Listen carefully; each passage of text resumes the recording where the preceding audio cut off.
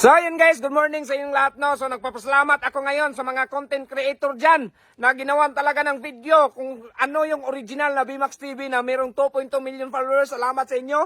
Ang gumawa pala no, si mga Kachops, yung page niya, tapos si Pips TV nga 2.0. Hindi ko ipakita sa screen kasi bawal to sa Facebook no.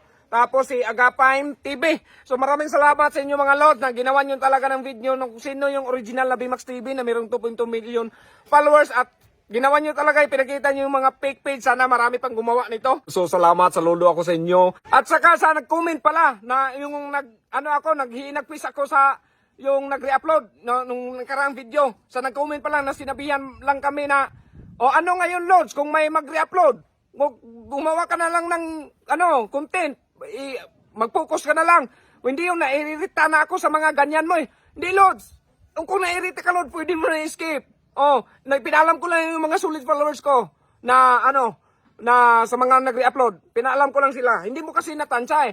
Hindi mo kasi naalam kung ano yung goal namin. Huwag mo kasi kami ngayahin sa ibang content creator. Oo, may iba na tumutulong. Pero kami, ang goal namin dito sa social media, magpatawa ng tao. At the same time, yung sahod namin, mga Lods, itutulong namin yan.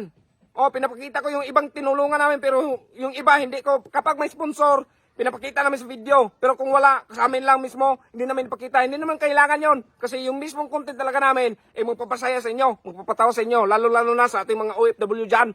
Tapos yung mga, yung mga stress. Yun yung goal namin. Ganito yung Lods. Kapagayaan kasi namin yun, bababa yung kita namin. Ano na itulong namin? Sige nga, ikaw nga. Ano na yung mga batang kulang sa yung walang school supply. Ano na yung mga batang kulang sa nutrition? Mga vitamins, ano na yon? Wala na. Di ba?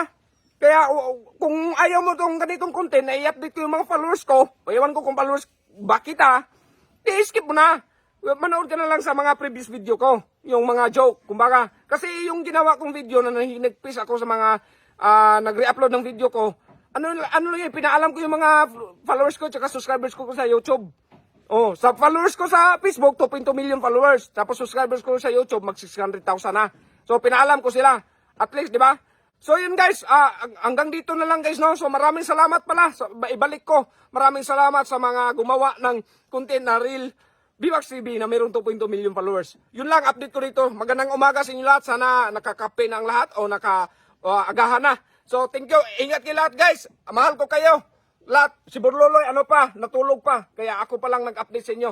So, mamaya, makita nyo na yung yung video namin, yung mag-make up kami. So yung mga Lods, ingat kayo sa mga trabaho nyo. Maraming salamat. I love you sa inyo lahat. Sana marami pa tayong matulungan dahil sa inyo. I love you.